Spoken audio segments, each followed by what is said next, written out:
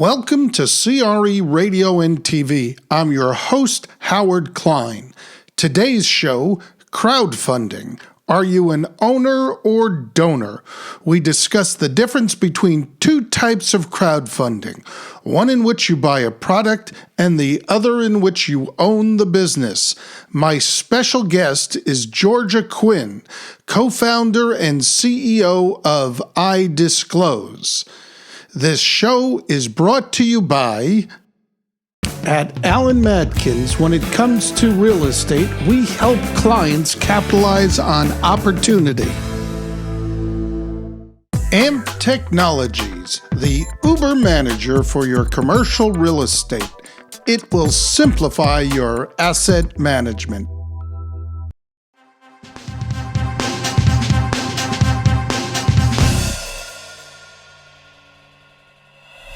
A lot of people, when they hear about crowdfunding, they have some misconceptions. A lot of people associate it with platforms like Indiegogo and Kickstarter, where you're not actually making an investment, you're making a donation or you're pre-purchasing a product. What we're talking about is actual investment crowdfunding, and specifically real estate investment crowdfunding. So it's when people will go online, they'll review an investment opportunity, a property, a group of properties, and they'll make a determination whether or not to invest. A lot of times, because this is in an online environment, those transactions happen in an electronic format. And those deal sizes tend to be smaller. That's what we've been seeing. So right now it's just a very small piece of the real estate market.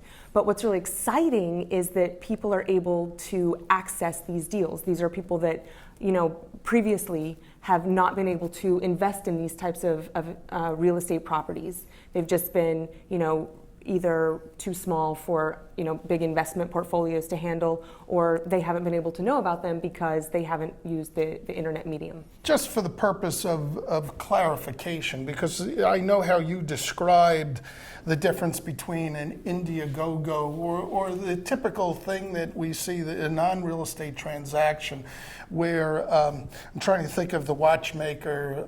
Pebble Watch. Pebble Watch. Yep. I mean, that's a classic example. Exactly. Mm-hmm. Really, when you do a crowdfunding investment in a Pebble Watch, as a perfect example, you're really just buying the product in advance. You're going, I'm pre-ordering it. Exactly. It's just the pre-order of a product. You are not the owner of that company. You don't get any residual interest if that company is successful. So a really good example also is the Oculus Rift example. Right. So those were those 3D goggles that helped with gaming.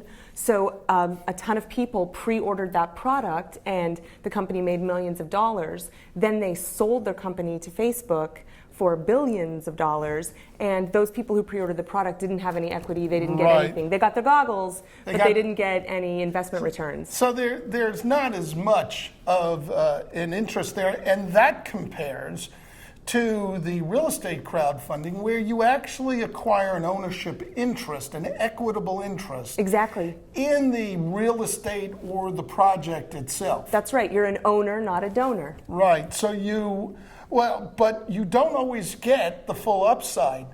I mean, it depends upon what the deal is. Exactly. It depends upon the type of instrument. So some of them are structured as notes. So it's more of a debt instrument where you have a fairly, knowable return. You're making a 6% return or a 12% return or whatever it is.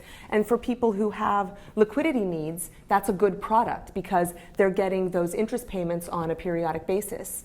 Other platforms are structuring their deals as equity interests, where you have to hold that security for 5, 7, 10 years, but you participate in all of the upside because you are an equity holder. So it's great, actually, the diversity we're seeing in the marketplace, because it allows different instruments for different risk appetites and different investor needs.